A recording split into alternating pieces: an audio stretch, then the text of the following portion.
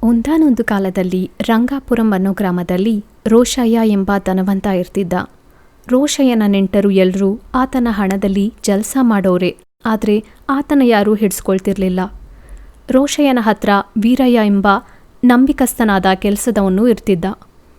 ಆತನು ಪ್ರತಿಕ್ಷಣ ಅವನ ಯಜಮಾನ ಆದ ರೋಷಯ್ಯನ ಕಣ್ಣಲ್ಲಿಟ್ಕೊಂಡು ನೋಡ್ಕೊಳ್ತಿದ್ದ. ಒಂದು ದಿನ ರೋಷಯ್ಯ ವೀರಯ್ಯನನ್ನು ಆತನ ರೂಮ್ಗೆ ಕರೆದು, ಏನೋ ವೀರಯ್ಯ, ನಿಂದು ನಂದು ಜನ್ಮ ಜನ್ಮದ ಸಂಬಂಧ. ಸ್ವಂತದವರೇ ನನ್ನ ಹಿಡ್ಸ್ಕೊಳ್ತಿಲ್ಲ, ನೀನು ಮಾತ್ರ ನನ್ನ ಹುಷಾರಾಗಿ ನೋಡ್ಕೊಳ್ತಿದ್ಯಾ ಅಂತ ಉದ್ವೇಗವಾಗಿ ಅಂದ ರೋಷಯ್ಯ. ಅಯ್ಯ, ನಾನಿರೋಷ್ಟು ದಿನ ನಿಮ್ಗೆ ಯಾವ ಕೊರತೆನೂ ಬರ್ದೇ ನೋಡ್ಕೊಳ್ತೀನಿ. ನಿಮಗೆ ಸೇವೆಗಳು ಮಾಡೋದ್ರಲ್ಲಿ ನನಗೆ ಆನಂದವಿದೆ. ನೀವು ಅನವಸರವಾದ ಯೋಚನೆಗಳು ಇಟ್ಕೋಬೇಡಿ. ಅದೇನೋ ನನ್ನ ಕಷ್ಟ, ನೀನು ಹೊರಟೋದ್ರೆ ಇನ್ನು ನನಗೆ ಯಾರು ದಿಕ್ಕು ಅಂದ ರೋಷಯ್ಯ. ಅಯ್ಯನವ್ರೆ, ನೀವು ಹಾಗೇನೂ ಅನ್ಕೊಳ್ಬೇಡಿ, ನಾನು ಎಲ್ಲಿಗೆ ಹೋಗ್ತೀನಿ ಅಂತ ಮಾತು ದಾಟ್ಬಿಟ್ಟ ವೀರಯ್ಯ. ಆ ನಂತರ ಸ್ವಲ್ಪ ದಿನಕ್ಕೆ ವೀರಯ್ಯನಿಗೆ ಕಾಯಿಲೆ ಬಂದು ಸತ್ತು ಹೋದ. ಅದರಿಂದ ರೋಷಯ್ಯನನ್ನು ನೋಡ್ಕೊಳ್ಳೋರು ಇಲ್ಲದೆ ಹೋದ್ರು. ಕನಿಷ್ಠ ಸೇವೆಗಳು ಮಾಡೋ ವ್ಯಕ್ತಿಗಳು ಇಲ್ಲದೆ ಹೋದ್ರು.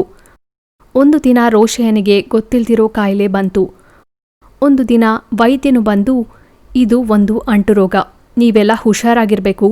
ಆಗಾಗ ಆತನಿಗೆ ಬೇರೆ ಬಟ್ಟೆ, ಆತ ಕಟ್ಕೊಳ್ಳೋ ಬಟ್ಟೆಗಳು ಯಾವ ದಿನಕ್ಕೆ ಆ ದಿನನೇ ಒಗೆದ್ಬಿಡ್ಬೇಕು. ಯಾವ ದಿನಕ್ಕೆ ಆ ದಿನ ಬಲವಾದ ಆಹಾರ ಕೊಡಬೇಕು. ಸರಿಯಾಗಿ ಗಮನಿಸದಿದ್ರೆ ಆತನ ಪ್ರಾಣಕ್ಕೆ ಆಪತ್ತು ಅಂತ ಹೇಳಿ ಔಷಧಿ ಕೊಟ್ಟು ಹೊರಟೋದ. ಆ ನಂತರ ರೋಷಯ್ಯ ಕುಟುಂಬ ಸಭ್ಯರೆಲ್ಲ ಸಮಾವೇಶವಾದ್ರು. ನಾನು ಮುದುಕಿ, ನಾನು ಎದ್ರೆ ಕೂತ್ಕೊಳ್ಳೋಕ್ಕಾಗಲ್ಲ, ಕೂತ್ಕೊಂಡ್ರೆ ಏಳಕ್ಕಾಗಲ್ಲ. ಅವರ ಸಂರಕ್ಷಣೆ ಎಲ್ಲ ನೀವೇ ನೋಡ್ಕೊಳ್ಬೇಕು ಅಂತ ಹೇಳಿದ್ಲು ರೋಷಯ್ಯನ ಹೆಂಡತಿ. ಅತ್ತೆ, ನಮಗೆ ಮನೆ ಕೆಲಸಗಳು ಮಾಡೋದೇ ಸರಿಯೋಗತ್ತೆ, ಇನ್ನು ಅವ್ರಿಗೆ ಸೇವೆಗಳು ಮಾಡೋದು ನಮಗೆ ಹೇಗಾಗುತ್ತೆ ಅಂದರು ಸೊಸೆರು. ಅಮ್ಮ, ನಾವು ಹೊರಗಡೆ ಹೋಗಿ ವ್ಯವಸಾಯ ಕೆಲಸಗಳು ನೋಡ್ಕೊಳ್ಬೇಕು. ಹಾಗಿದ್ದಾಗ ಅವ್ರಿಗೆ ನಾವು ಸೇವೆಗಳು ಹೇಗೆ ಮಾಡೋಕ್ಕಾಗುತ್ತೆ ಅಂದರು ಮಕ್ಕಳು. ಕೊನೆಗೆ ಎಲ್ಲರೂ ಸೇರಿ ಒಂದು ನಿರ್ಧಾರಕ್ಕೆ ಬಂದರು. ರೋಷಯ್ಯನನ್ನು ನೋಡ್ಕೊಳ್ಳೋಕೆ ಸೇವಕನನ್ನು ನಿಯಮಿಸಿದ್ರು. ಗೋಪಯ್ಯ ಎಂಬ ಯುವಕನನ್ನ ಕೆಲಸದಾಳಾಗಿ ನಿಯಮಿಸಿಕೊಂಡ್ರು. ಗೋಪಯ್ಯನಿಗೆ ಮನೆ ವಿಷಯಗಳೆಲ್ಲ ಅರ್ಥ ಆಯಿತು. ಮನೆ ಯಜಮಾನ ಬಗ್ಗೆ ಕುಟುಂಬ ಸಭ್ಯರೇ ಹಿಡಿಸ್ಕೊಳ್ದೇ ಇದ್ದಾಗ ಆತ ಮಾತ್ರ ಯಾಕೆ ಹಿಡಿಸ್ಕೊಳ್ಬೇಕು ಅನ್ಕೊಂಡ ಗೋಪನ್ನ. ಆಗ್ಲಿಂದ ರೋಷಯ್ಯ ಕರೆದ್ರೂ ಹೋಗ್ತಿರ್ಲಿಲ್ಲ, ಏನ್ ಕೇಳಿದ್ರೂ ನೋಡ್ಕೊಳ್ದೆ ಅಷ್ಟರಲ್ಲೇ ಇರ್ತಿದ್ದ. ಆದ್ರೆ ರೋಷಯ್ಯನಿಗೆ ಮಾತ್ರ ಯಾರೂ ಮಾಡಿದ ಹಾಗೆ ಸಮಯಕ್ಕೆ ಎಲ್ಲ ನಡೆದೋಗ್ತಿತ್ತು. ಆಗಾಗ ಆತನ ಮಂಚದ ಬೆಡ್ಶೀಟ್, ಬಟ್ಟೆ ಎಲ್ಲ ಬದಲಾಗ್ಬಿಡ್ತಿತ್ತು. ಹಾಗೆ ಸಮಯಕ್ಕೆ ಔಷಧಿ, ಹಾಲು, ಹಣ್ಣು ಬರ್ತಿದ್ವು. ಸ್ವಲ್ಪ ದಿನದವರೆಗೂ ರೋಷಯ್ಯ ಪ್ರಜ್ಞೆ ಇಲ್ದೆ ಮಲಗಿದ್ದಾಗ ಮೆಲ್ಲಗೆ ಹಾಗೆ ವಾಸಿಯಾಗಿ ಮಾಮೂಲಿ ಮನುಷ್ಯನಾದ. ಒಂದು ದಿನ ಆತನಿಗೆ ಹಾಲು ಕೊಡ್ತಿದ್ದ ಆ ವ್ಯಕ್ತಿನ ನೋಡಿ, ಏನೋ ವೀರಯ್ಯ, ನೀನು ಹೇಗೆ ಬಂದ್ಯೋ? ನೀನು ಸತ್ತು ತುಂಬ ದಿನ ಆಯ್ತಲ್ವಾ? ಹೌದಯ್ಯ, ನಾನು ಸತ್ತು ಹೋಗಿದ್ರು ನನ್ನ ಆತ್ಮಕ್ಕೆ ನಿಮ್ಮೇಲೆ ಅಕ್ಕರೆ ಸಾಯ್ತಿಲ್ಲ. ನಿಮ್ಮವರೆಲ್ಲ ನಿಮಗೆ ಕಾಯಿಲೆ ಬಂದಾಗ ನಿಮ್ಮನ್ನ ನಿರ್ಲಕ್ಷ್ಯ ಮಾಡೋದು ನೋಡ್ದೆ. ಅದಕ್ಕೆ ನಿಮಗೆ ಸೇವೆಗಳು ಮಾಡೋಕ್ಕೆ ಇಲ್ಲಿಗೆ ಬಂದೆ ಅಂತ ಹೇಳಿದ ದೆವ್ವ ರೂಪದಲ್ಲಿರೋ ವೀರಯ್ಯ.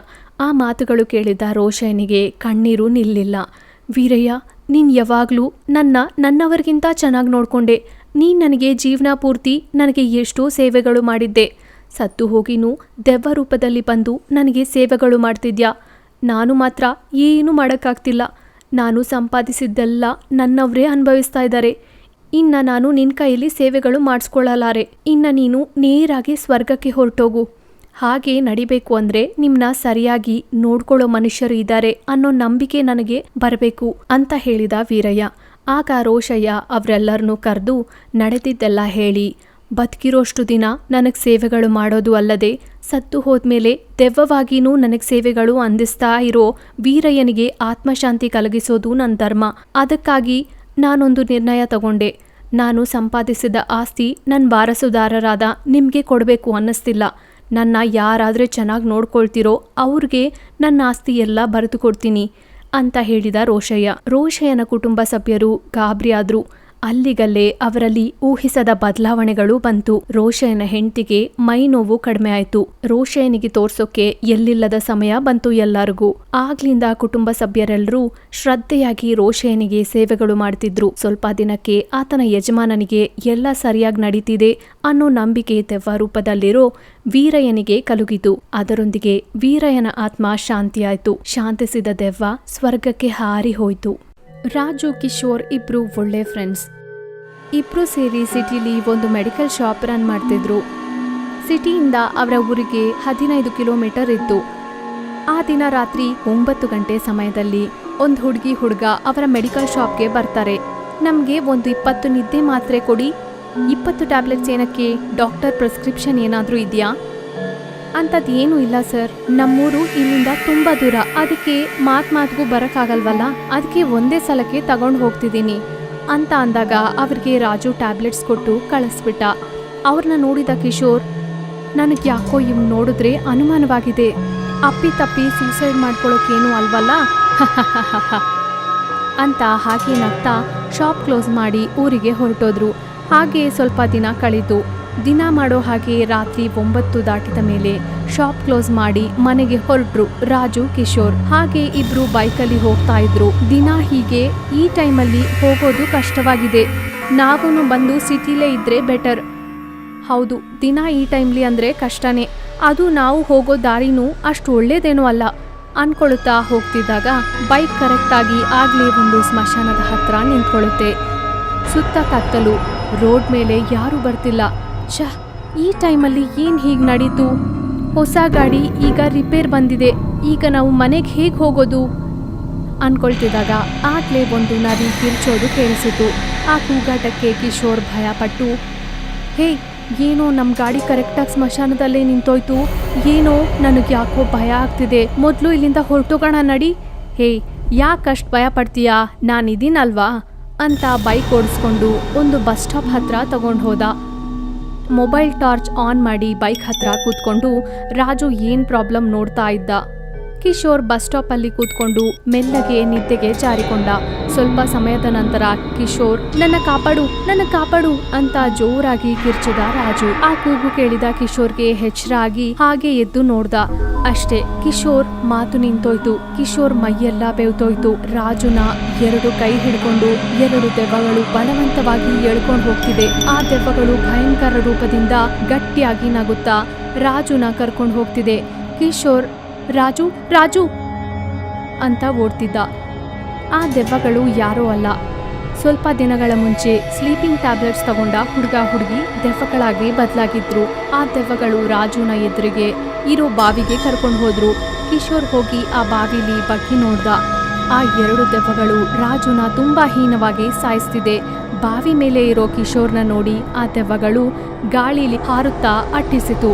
ಅದು ನೋಡಿದ ಕಿಶೋರ್, ನನ್ನ ಕಾಪಾಡಿ, ಈ ದೆವ್ವಗಳು ನನ್ನ ಸಾಯಿಸ್ಬಿಡ್ತಿವೆ ಅಂತ ಕೂಗಾಡ್ದ. ಆಗ್ಲೇ ಕಿಶೋರ್ ಕೆನ್ನೆ ಮೇಲೆ ಜೋರಾಗಿ ಒಂದು ಏಟು ಬಿತ್ತು. ಕಣ್ಣು ತೆಗೆದು ನೋಡಿದ್ರೆ ರಾಜು. ಕಿಶೋರ್ ಎಲ್ಲ ಕನ್ಸು ಕಾಣ್ತಿದ್ದಾನೆ. ಏನೋ, ಯಾಕೆ ಆ ಥರ ಕೂಗ್ತಿದ್ಯಾ? ಒಂದು ಕೆಟ್ಟ ಕನ್ಸು ಬಂತು, ಸಾಯೋಷ್ಟು ಭಯ ಆಯ್ತು, ಇಷ್ಟಕ್ಕೂ ಬೈಕ್ ರೆಡಿ ಆಯ್ತಾ ಅಂತ ಎದುರಿಗೆ ನೋಡಿದ್ರೆ ನಿಜವಾಗ್ಲೂ ಒಂದು ಬಾವಿ ಇತ್ತು. ಆ ಬಾವಿನ ನೋಡಿದ ಕಿಶೋರ್, ಬೈಕ್ನ ಇಲ್ಲೇ ಬಿಟ್ಟು ನಾವಿಲ್ಲಿಂದ ಹೊರಟೋಗೋಣ ನಡಿ. ಹೇ 2 ನಿಮಿಷ ಇರು, ರೆಡಿ ಆಗುತ್ತೆ ಅಂತ ಇದ್ದಾಗ ಎದುರಿಗೆ ಇದ್ದ ಬಾವಿಲಿ ಯಾವುದೋ ಶಬ್ದಗಳು ಬರೋಕೆ ಶುರುವಾಯ್ತು. ಕಿಶೋರ್ಗೆ ತುಂಬಾ ಭಯ ಆಯ್ತು. ಖಂಡಿತವಾಗ್ಲೂ ಆ ಬಾವಿಲಿ ದೆವ್ವಗಳಿದಾವೆ, ಆಗ್ಲೇ ನನಗೆ ಕನ್ಸು ಬಂದಿದ್ದೂ ಇದೆ, ನಡಿ ಇಲ್ಲಿಂದ ಹೊರಟೋಗೋಣ. ಏನೋ ಈ ದಿನ ನಿನ್ಗೆ ಏನಾಯ್ತೋ? ಈ ಕಾಲದಲ್ಲಿ ದೆವ್ವಗಳ? ಇರು, ನಾನು ಹೋಗಿ ಆ ಶಬ್ದಗಳೇನಂತ ನೋಡ್ಬರ್ತೀನಿ ಅಂತ ಕಿಶೋರ್ ಮಾತು ಕೇಳದೆ ರಾಜು ಆ ಬಾವಿ ಹತ್ರ ಹೋಗ್ತಿದ್ದಾಗ ಒಂದು ತಾತ ಬಂದು ಗಟ್ಟಿಯಾಗಿ ಕೈ ಹಿಡ್ಕೊಂಡು, ಆ ಬಾವಿ ಹತ್ರಕ್ಕೆ ಹೋಗ್ಬೇಡ, ಸ್ವಲ್ಪ ದಿನಗಳ ಮುಂಚೆ 2 ಮನುಷ್ಯರು ಆ ಬಾವಿಲಿ ಬಿದ್ದು ಮರಣಿಸಿ ದೆವ್ವಗಳಾಗಿ ಸಿಕ್ಕವರನ್ನೆಲ್ಲ ಹಿಂಸೆ ಮಾಡಿ ಸಾಯಿಸ್ತಿದ್ದಾರೆ, ತಕ್ಷಣ ಇಲ್ಲಿಂದ ಹೊರಟೋಗಿ. ಆ ಮಾತುಗಳು ಕೇಳಿದ ನಂತರ ರಾಜುಗೆ ಭಯ ಆಯ್ತು. ತಕ್ಷಣ ಆ ತಾತ ಅಲ್ಲಿ ಕಾಣಿಸದೆ ಮಾಯವಾಗೋದ. ತಕ್ಷಣ ಇಲ್ಲಿಂದ ನಡಿ, ದೇವರ ಹಾಗೆ ಆ ಮುದುಕ ಬಂದಿದ್ರಿಂದ ಸರಿಯೋಯ್ತು ಹಾಗೆ ಅನ್ನುತ್ತಾ ರಾಜು ಅಲ್ಲಿಂದ ಹೊರಟೋಗಿ ಬೈಕ್ ಸ್ಟಾರ್ಟ್ ಮಾಡಿ ಪ್ರಾಣ ಕಾಪಾಡ್ಕೊಂಡ್ರು. ಒಂದಾನೊಂದು ಕಾಲದಲ್ಲಿ ಟೆಕ್ಕಪುರಂ ಎಂಬ ಗ್ರಾಮದಲ್ಲಿ ಜೋಗಯ್ಯ ಕಾಂತಮ್ಮ ಎಂಬ 2 ದಂಪತಿಗಳಿದ್ರು. ಜೋಗಯ್ಯ ಯಾವ ಕೆಲ್ಸಾನೂ ಮಾಡದೆ ಜಲ್ಸ ಮಾಡ್ಕೊಂಡು ಯಾವ ಕೆಲ್ಸಾನೂ ಮಾಡದೆ ತಿರುಗಾಡ್ತಿದ್ದ. ಕಾಂತಮ್ಮ ಎಷ್ಟು ತರ ಹೇಳಿದ್ರು ಕೇಳಿಸ್ಕೊಳ್ತಿರ್ಲಿಲ್ಲ. ತುಂಬಾ ಬೇಜಾರಾಗಿದ್ದ ಕಾಂತಮ್ಮ ಒಂದು ದಿನ ಜೋಗಯ್ಯನೊಂದಿಗೆ, ನಿನಗಿಂತ ಸ್ಮಶಾನದಲ್ಲಿರೋ ದೆವ್ವಗಳೇ ಪರವಾಗಿಲ್ಲ, ಕನಿಷ್ಠ ಆ ಕಡೆ ಹೋಗ್ತಿರೋರ್ನ ಪೀಡಿಸಿ ಆದ್ರೂ ಆನಂದ ಹೊಂದುತ್ತವೆ, ನಿನ್ ಜನ್ಮ ದೆವ್ವಗಳಿಗಿಂತ ಹೀನವಾಗಿದೆ, ಅವುಗಳನ್ನ ನೋಡಾದ್ರೂ ಕಲ್ತ್ಕೋ ಅಂತ ಜೋರಾಗಿ ಬೈದ್ಲು. ಕಾಂತಮ್ಮ ಬೈದ ಮಾತುಗಳಿಗೆ ಜೋಗಯ್ಯನಲ್ಲಿ ಪೌರುಷ ಬಂತು. ಸ್ಮಶಾನಕ್ಕೆ ಹೋಗಿ ದೆವ್ವಗಳ ಕತೆ ಏನೋ ನೋಡೋಣ ಅಂತ ಅನ್ಕೊಂಡ. ಮರುದಿನ ಬೆಳಗ್ಗೆ ಗಂಜಿ ಕುಡ್ಕೊಂಡು ಸ್ಮಶಾನಕ್ಕೆ ಹೊರಟ ಜೋಗಯ್ಯ. ದೆವ್ವಗಳ ಹತ್ರ ಕಲ್ತ್ಕೊಳ್ಳೋಕೆ ಏನಿರತ್ತಪ್ಪ ಅಂತ ತನ್ನಲ್ಲೇ ತಾನು ಅಂದ್ಕೊಂಡು ಸ್ಮಶಾನಕ್ಕೆ ಹೊರಟ. ಸ್ಮಶಾನ ಎಲ್ಲ ತಿರುಗಾಡ್ದ, ಆದರೆ ಅವನಿಗೆ ದೆವ್ವಗಳು ಮಾತ್ರ ಕಾಣಲಿಲ್ಲ. ದೆವ್ವಗಳು ಕತ್ಲಾದ್ರೇನೆ ಬರೋದು ಅಂತ ಅಲ್ಲಿ ಸಾಯಂಕಾಲದವರೆಗೂ ಕಾಲ ಕಳೀತಿದ್ದ. ಇನ್ನ ಕತ್ಲಾಗ್ತಿದೆ ಅನ್ಕೊಂಡು ಸ್ವಲ್ಪ ದೂರದಲ್ಲಿ ಶಬ್ದಗಳು ಕೇಳಿಸುತ್ತೆ. ಶಬ್ದಗಳಿಗೆ ಭಯ ಆಗುತ್ತೆ. ಅನವಸರವಾಗಿ ಆಪತ್ತು ಯಾಕೆ ತಂದ್ಕೋಬೇಕು ಅಂತ ಮತ್ತೆ ಮನೆಗೆ ಹೊರಟೋದ. ಹಿಂದೆ ತಿರುಗಿ ನೋಡ್ತಿದ್ದಾಗ ಕೆಲವು ಆಕಾರಗಳು ಅವನ ಹಿಡ್ಕೊಳ್ಳೋಕೆ ಬರ್ತಾ ಇರೋ ಹಾಗೆ ಜೋಗಯ್ಯನಿಗೆ ಅನುಮಾನ ಬಂತು. ತುಂಬಾ ಭಯ ಆಗುತ್ತೆ. ಅವನಿಗೆ ತುಂಬಾ ಬೆವರು ಹಿಡಿಯುತ್ತೆ. ನಡೆಯೋ ವೇಗ ಜಾಸ್ತಿ ಮಾಡ್ದ. ಈ ದೆವ್ವಗಳಿಗೆ ಸಿಕ್ಕಾಕೊಂಡ್ರೆ ಇನ್ನ ಪ್ರಾಣ ಉಳಿಯೋದು ಕಷ್ಟ ಅಂತ ಅನ್ಕೊಳ್ತಾನೆ. ಆದ್ರೆ ಜೋಗಯ್ಯನನ್ನ ಹಿಂಬಾಲಿಸ್ತಿರೋದು ಒಂದು ಕಳ್ಳರ ಗುಂಪು. ಒಂಟಿಯಾಗಿರೋ ಜೋಗಯ್ಯನನ್ನ ನೋಡಿ ಅವನ ಹತ್ರ ಇರೋ ಸೊತ್ತೆಲ್ಲ ದೋಚ್ಕೊಳ್ಳೋಣ ಅನ್ನೋ ಉದ್ದೇಶದಿಂದ ಹಿಂದೆ ಬೀಳ್ತಾರೆ. ಆದ್ರೆ ಅಮಾಯಕನಾದ ಜೋಗಯ್ಯನಿಗೆ ಆ ವಿಷಯ ಗೊತ್ತಾಗ್ಲಿಲ್ಲ. ದೆವ್ವಗಳು ಆತನ ಹಿಂದೆ ಬರ್ತಿದೆ ಅಂತ. ಅವರ ಹಿಂದೆ ಬರ್ತಿರೋದು ಸಹ ವೇಗವಾಗಿ ಬರ್ತಿರೋದನ್ನ ನೋಡಿ ಜೋಗಯ್ಯ ಆತನ ಬುದ್ಧಿಶಕ್ತಿ ಉಪಯೋಗಿಸಿದ್ದ. ಒಂದು ಕಡೆ ತಿರುವು ಬರುತ್ತೆ. ಆ ತಿರುವಲ್ಲಿ ಜೋಗಯ್ಯ ಅವರಿಗೆ ಕಾಣಿಸೋ ಅವಕಾಶನೇ ಇರಲ್ಲ. 4 ಹೆಜ್ಜೆ ಹಾಕೋಷ್ಟ್ರಲ್ಲಿ ಜೋಗಯ್ಯನಿಗೆ ಅರ್ಧ ಆಗಿದ ಒಂದು ಹಳ್ಳ ಕಾಣಿಸುತ್ತೆ. ಏನು ಯೋಚನೆ ಮಾಡದೆ ಜೋಗಯ್ಯ ಹಾಗೆ ಅದ್ರಲ್ಲಿ ಇಳಿದು ಅದ್ರ ಒಳಗೆ ಮಲ್ಕೊಳ್ತಾನೆ. ಕಳ್ಳರು ಅದನ್ನ ಗಮನಿಸಿ ಕದಲದಿರ ಮಲ್ಕೊಂಡಿರೋ ಜೋಗಯ್ಯನನ್ನು ನೋಡ್ತಾರೆ. ಕಳ್ಳರಲ್ಲಿ ಒಬ್ಬ ಜೋಗಯ್ಯ ಮುಖ ನೋಡ್ದ. ಜೋಗಯ್ಯ ಮುಖದಲ್ಲಿ ಮುಗುಳ್ನಗೆ ಕಾಣಿಸಿತು. ಆಗ ಕಳ್ಳರ ನಾಯಕ, ನಮ್ಮಿಂದ ತಪ್ಪಿಸ್ಕೊಳ್ಬೇಕು ಅಂತ ಇಲ್ಲಿಗ್ ಬಂದ್ಯಾ? ಈ ಹಳ್ಳದಲ್ಲಿ ಏನ್ ಮಾಡ್ತಿದ್ಯಾ ಅಂತ ಜೋರಾಗಿ ಕೇಳ್ದ. ಜೋಗಯ್ಯ ಮಾತ್ರ ಕದಲದೆ ಶವದ ಹಾಗೆ ಮಲ್ಗಿರ್ತಾನೆ. ತುಟಿ ಮಾತ್ರ ನಿಧಾನವಾಗಿ ಅಲ್ಲಾಡಿಸುತ್ತಾ, ಯಾವಾಗೂ ಯಾರಿಂದಲೂ ತಪ್ಪಿಸ್ಕೊಳ್ಳೋ ಅವಸರ ನನಗಿಲ್ಲ. ನಾನು 1 ವಾರದ ಮೊದಲು ಸತ್ತೋದೆ. ನಮ್ಮವರು ನನ್ನ ಈ ಹಳ್ಳದಲ್ಲಿ ಹೂತಾಕಿದ್ರು. ಇನ್ನೊಂದು ವಾರದಲ್ಲಿ ದೆವ್ವವಾಗ್ತೀನಿ. ಆಗ ನಿಮ್ಮಂಥವ್ರೆಲ್ಲರ ಅಂತ್ಯ ನೋಡ್ತೀನಿ ಅಂದ ಜೋಗಯ್ಯ. ಆಗ ಕಳ್ಳರ ನಾಯಕನು, ನಿನ್ನ ಅವರು ಹೂತಾಕಿದ್ರು ಅಂತಿದ್ಯಾ?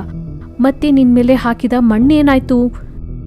ಸತ್ತೋದವ್ರಿಗೂ ಉಸಿರಾಡಲ್ವಲ್ಲ, ಅದಕ್ಕೆ ನನ್ನ ಮೇಲೆ ಹಾಕಿದ ಮಣ್ಣನ್ನು ತೆಗೆದಾಕಿ ತಣ್ಣನೆಯ ಗಾಳಿ ಅನುಭವಿಸ್ತಾ ಇದ್ದೀನಿ ಅಂತ ಹೇಳ್ದ ಜೋಗಯ್ಯ. ಕಳ್ಳರು ಒಬ್ಬರ ಮುಖ ಒಬ್ಬರು ನೋಡ್ಕೊಂಡು ಆ ನಂತರ ಅವರು ಮತ್ತೆ ಹಳ್ಳದಲ್ಲಿ ಬಗ್ಗಿ ನೋಡಿದ್ರು. ಆ ಸಮಯದಲ್ಲಿ ಜೋಗಯ್ಯ ಬಿಗಿದುಕೊಂಡು ಕಣ್ಣು ತೆಗೆದು ಕಳ್ಳರ ಕಡೆ ತೀಕ್ಷ್ಣವಾಗಿ ನೋಡುತ್ತಾ ಪಕಪಕ ನಗ್ತಿದ್ದ. ಆ ಸ್ಥಿತಿಯಲ್ಲಿ ಜೋಗಯ್ಯನನ್ನು ನೋಡಿದ ಕಳ್ಳರಿಗೆ ಬೆವರು ಹಿಡಿಯುತ್ತೆ. ಆ ಕಳ್ಳರಲ್ಲಿ ಒಬ್ಬ, ದೆವ್ವ ದೆವ್ವ ಅಂತ ಕೂಗಾಡ್ದ. ಅಯ್ಯೋ ದೇವ್ರೆ, ಈ ದೆವ್ವ ಹಳ್ಳದಿಂದ ಹೊರಗಡೆ ಬಂದ್ರೆ ಇನ್ನೇನಾದ್ರೂ ಇದ್ಯಾ? ನಮ್ಮನ್ ಸಾಯಿಸಿ ತಿನ್ಬಿಡುತ್ತೆ, ನಡೀರಿ ನಡೀರಿ ಅಂತ ಗಾಬರಿಯಾಗಿ ಓಡೋದನ್ನ ಶುರು ಮಾಡಿದ್ರು. ಇದೇ ಸಮಯ ಅನ್ಕೊಂಡು ಜೋಗಯ್ಯ ಸಹ ಹೊರಗಡೆ ಬಂದು ಹುಚ್ಚಾಗಿ ಗಿರ್ಚುತ್ತಾ ಕಳ್ಳರ ಹಿಂದೆ ಬಿದ್ದ. ಆ ಕೂಗಿಗೆ ಊರಿನ ಕೊನೆಯಲ್ಲಿ ಕಾವಲು ಕಾಯ್ತಿರುವ ಭಟರು ಆ ಕಡೆ ಬರ್ತಾರೆ. ತಕ್ಷಣ ಹಿಂದೆ ಇದ್ದ ಕಳ್ಳರನ್ನು ಹಿಡ್ಕೊಂಡು ರಾಜಸ್ಥಾನದಲ್ಲಿ ನಿಲ್ಲಿಸಿದ್ರು. ರಾಜರ ಮುಂದೆ ಜೋಗಯ್ಯನನ್ನು ಕರೆಸಿ, ಮಹಾರಾಜ, ಯಾವತ್ತಿಂದಲೋ ತಪ್ಪಿಸ್ಕೊಂಡು ತಿರುಗಾಡ್ತಿರೋ ಈ ಕಳ್ಳರನ್ನ ಈ ವ್ಯಕ್ತಿ ಒಬ್ನೇ ಹಿಡ್ಕೊಂಡಿದ್ದ ಅಂತ ಹೇಳಿದ್ರು. ಮಹಾರಾಜ ಜೋಗಯ್ಯನ ಸಾಹಸಕ್ಕೆ ಮೆಚ್ಚಿ ತಕ್ಕ ಬಹುಮಾನ ಪ್ರಕಟಿಸಿದ. ಅದು ಅಲ್ಲದೆ ರಕ್ಷಣಾಧಿಕಾರಿಯಾಗಿ ಉದ್ಯೋಗನೂ ಕೊಟ್ಟ. ಬಹುಮಾನದೊಂದಿಗೆ ಬಂದ ಗಂಡನ ನೋಡಿದ ಕಾಂತಮ್ಮ ಆಶ್ಚರ್ಯ ಪಡ್ತಾಳೆ. ವಿಷಯ ಎಲ್ಲ ಕೇಳಿ, ಇದೆಲ್ಲ ನಿಜಾನೇ ಅಂತ ಕೇಳಿದ್ಲು. ನೀನೇ ಅಲ್ವಾ ಸ್ಮಶಾನಕ್ಕೆ ಹೋಗಿ ದೆವ್ವಗಳನ್ನ ನೋಡಿ ಬುದ್ಧಿ ಕಲ್ತ್ಕೋ ಅಂತ ಹೇಳಿದ್ದು? ಹಾಗೆ ತಂದ್ಕೊಂಡೆ ಅಂತ ನಗುತ್ತಾ ಹೇಳಿದ ಜೋಗಯ್ಯ. ಜೋಗಯ್ಯನಲ್ಲಿ ಬಂದ ಬದಲಾವಣೆ ನೋಡಿ ಸಂತೋಷ ಪಟ್ಲು ಕಾಂತಮ್ಮ.